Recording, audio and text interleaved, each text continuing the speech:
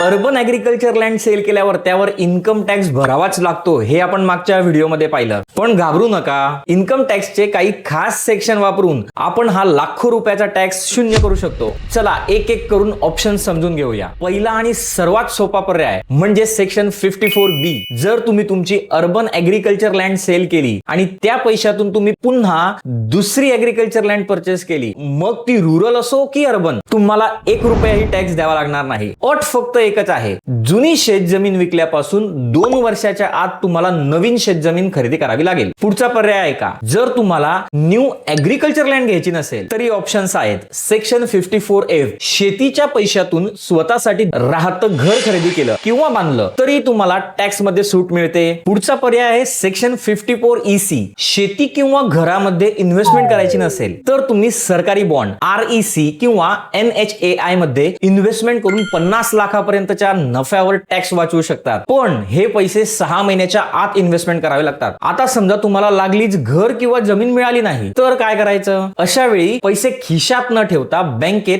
Capital gain account scheme मध्ये जमा करा. यामुळे जोपर्यंत तुम्ही नवीन प्रॉपर्टी फायनल करत नाही तोपर्यंत तुमचा टॅक्स वाचलेला राहील. पण मित्रांनो, जर तुम्ही शेतीचं प्लॉटिंग करून विकणार असाल तर मात्र यातील एकही नियम लागत नाही. ते नियम काय आहेत ते पुढच्या व्हिडिओमध्ये पाहूया. धन्यवाद.